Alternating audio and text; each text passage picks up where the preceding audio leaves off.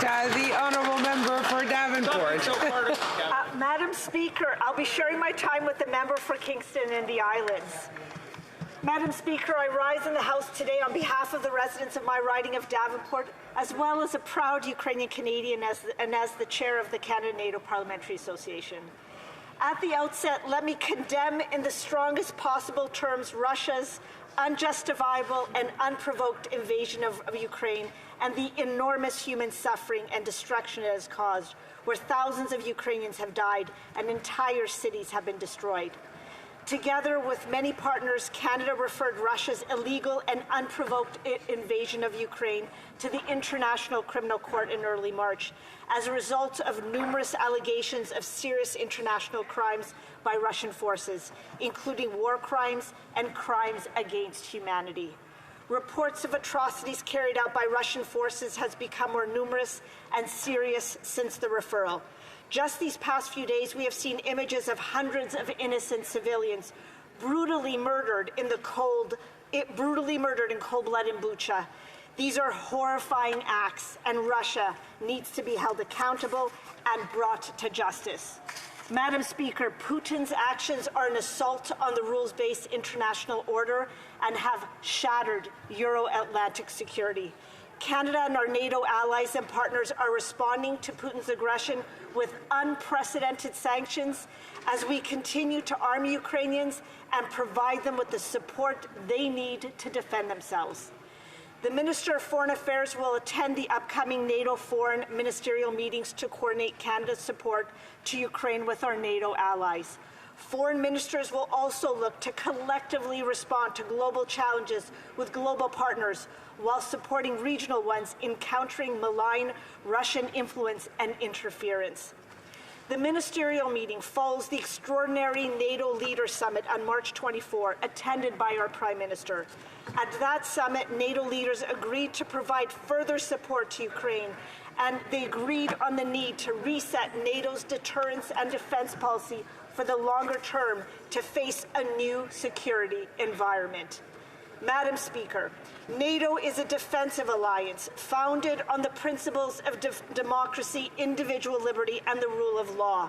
Its primary task is to guarantee the security of the Euro-Atlantic area and the 1 billion citizens of its 30 members.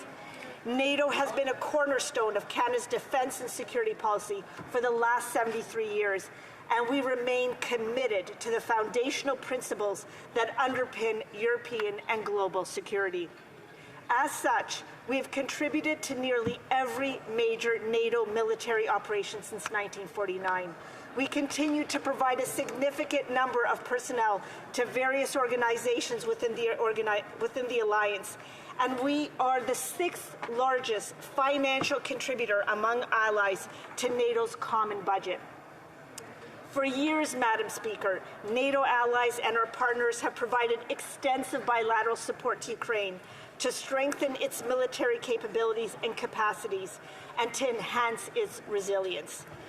In the immediate lead-up and since Russia's invasion, NATO allies and partners significantly expanded that assistance and continue to provide Ukraine with the lethal and other critical military assistance it needs to defend itself. NATO allies have stepped up in other ways as well by also providing financial and humanitarian aid, and that includes hosting millions of Ukrainian refugees. Madam Speaker, let me also recall the fact that Canada was the first Western country to recognize Ukraine's independence 30 years ago. Since then, we have been resolute in our support for Ukraine and a strong advocate for their Euro-Atlantic integration. Canada has invested significantly in bilateral and defense relations with Ukraine. We strongly supported granting Ukraine NATO Enhanced Opportunities Partner status in 2020 in order to deepen NATO-Ukraine relations. In addition, Madam Speaker, Canada has also provided multifaceted assistance to support Ukraine's security, prosperity, and reform objectives, including through the authorization of $160 million in military aid. Canada's Operation Unifier has trained nearly 35,000 members of the Ukrainian military and security forces to date.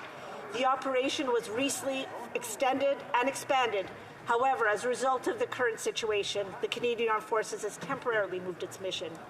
In response to Canada's action against Ukraine, NATO has deployed troops from both sides of the Atlantic and increased its readiness to protect Allied territory and guard against any spillover of the conflict. Madam Speaker, for the first time, the Alliance has deployed the NATO Response Force for collective defense and deterrence. There are now hundreds of thousands of forces at heightened alert, as well as around 40,000 troops under direct NATO command, mostly in the eastern part of the Alliance. This is backed up by major air and naval power, as well as air defense. NATO is establishing 4 multinational battle groups in Bulgaria, Hungary, Romania, and Slovakia, as well as strengthening battle groups already in the battle states and Poland. Further steps are being taken to ensure the security and defense of allies across all domains with a 360-degree approach. While these measures are preventative, proportionate, and non-escalatory, there must be no doubt that our commitment to Article 5 of the Washington Treaty is ironclad. We will protect and defend every inch of NATO territory.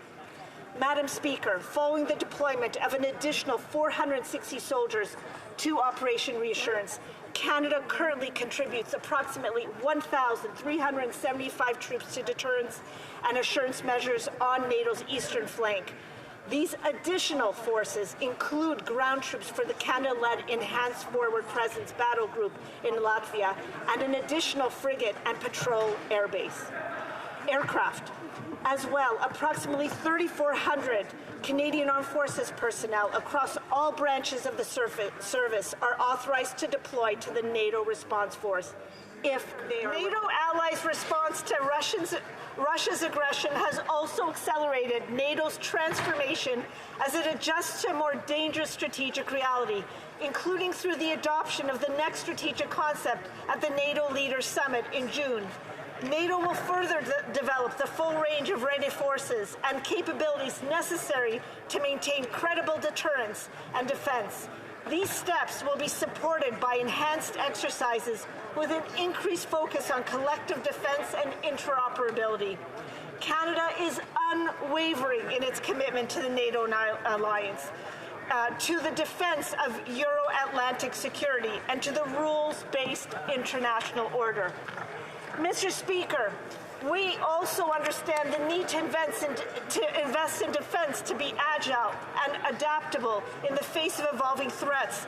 In 2017, Canada released its current defense policy, Strong, Secure, Engage, which considerably increased defense spending and put in place a plan to equip the Canadian Armed Forces for the rapidly changing security environment.